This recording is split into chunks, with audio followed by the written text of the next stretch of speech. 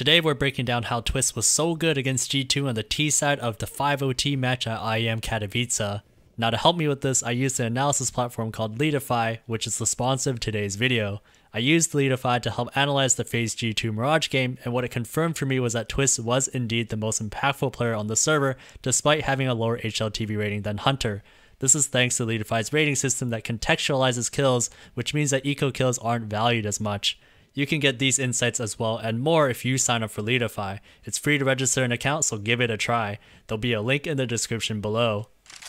The first round we'll talk about is this 1v2 that Twistzz finds himself in towards the A bomb site. Now in terms of context, his teammates JKS and Rob spotted the last remaining CTs at the jungle and connector position and also did a decent amount of damage to them. These are two things that Twistzz has going for him in this clutch. To start off, the smoke that the CTs throw actually helps him cross to the site to get to the bomb, since it prevents CTs from spawning the site from connector. Once he picks up the bomb, he is suspicious of the CT spawn area, as ADR could have relocated here after killing JKS.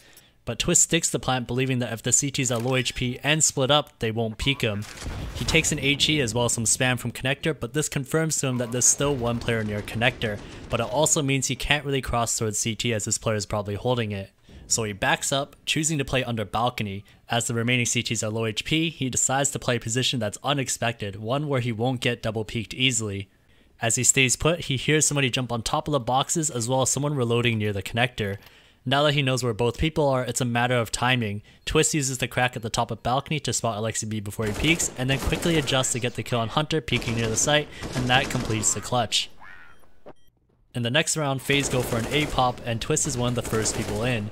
Notice that when he's throwing his Molotov, he doesn't really worry about the CT peeking him from the left side as he's throwing it.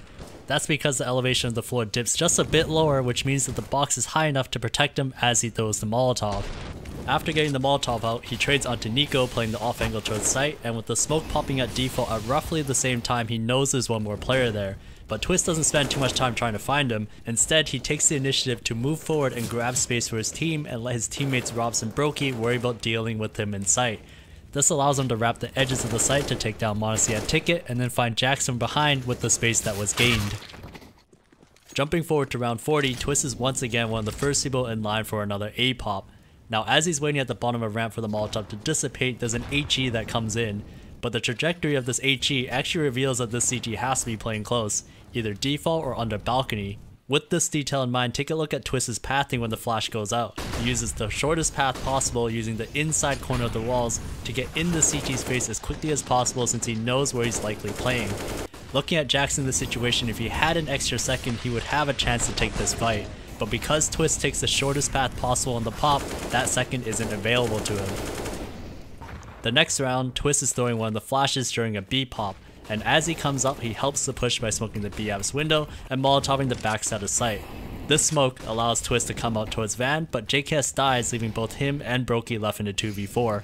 Now the first opportunity comes as a result of Brokey's second Molotov at the back of sight, pushing Hunter out of position and giving Twistzz a free kill. Now once in this 2v3, Twistzz and Brokey play the patience game. With lots of time on the clock, they simply just freeze and see if somebody on G2 gets over eager peeking for information, and that's exactly what happens. Twistzz punishes Nico for over peeking, Brokey jumps out of the window, and Twistzz capitalizes on Monucy's missed shot to bring it into a 2v1. He gets the bomb down, but Jax catches Brokey from upper B, leaving it into a 1v1. Now you'll notice right away that Twistzz immediately goes on the boost box. Why is this? Although Twistzz is favored information wise as he knows where Jax is coming from, he is not favored HP wise, meaning if he plays it more standard and lets Jax get to the point of defusing or fake defusing, his options become very limited due to his HP. So by going on top of the boost boxes, Twistzz is relying on the surprise element and cutting out the possibility of a traditional duel. Even after hearing Jax drop down, Twistzz commits to this position, believing that this off angle will catch him off guard, and it pays off. You'll see from Jax's point of view, he's checking all the common angles, but the one he doesn't expect is on top of the boost boxes. Now deep into the game, FaZe go for an A hit while Twistzz lurks the underpass area. Twistzz hears a Molotov at upper B, but notices that the timing of this Molotov is a little bit suspicious, and that's because it's a little bit late.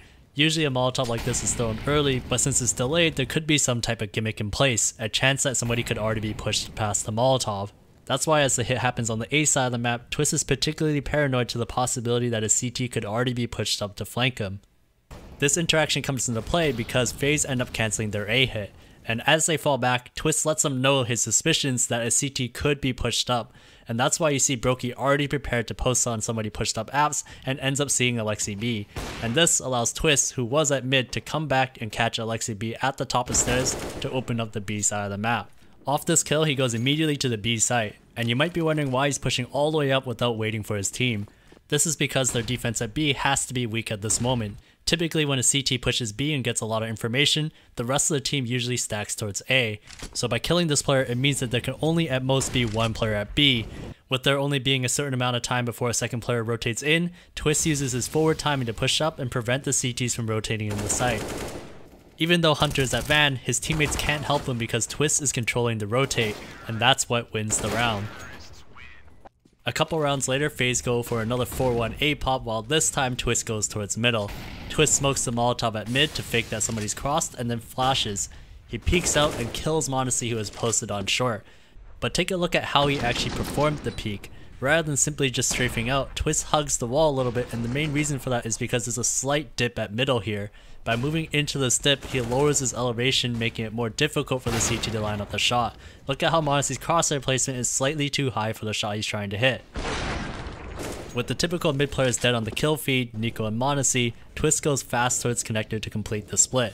Notice here though the way he pats himself up towards connector. He goes along the very right side rather than up the left, and that's to ensure that he covers himself from a potential catwalk player, as this catwalk player would be forced to hug the left wall of short to be able to see him go up connector. Once in connector, Twistzz puts some pressure on Hunter, no shots connect, but forces him back to CT, giving his teammates an easier time coming out. Twistzz aims to cut off the other rotation route through the rat hole, and catches Alexi B as the final kill of the round. One of the final rounds of the T side, Twistzz is responsible for entering through Palace in a fast A hit. The main thing I want to point out here is the pathing he takes. Notice that instead of jumping out, he strafes across with the ultimate goal of going down the ladder. Simply strafing out gives Twistzz a chance to fight the ticket booth and jungle area even if the flashes above Palace don't hit. And if Twistzz can manage to make it down the ladder, being under balcony provides a lot of protection from both ticket and the jungle stairs area. That's gonna be it. Thanks so much for watching. Please drop a like and maybe you'll want to see how FaZe pulled off the comeback on Inferno.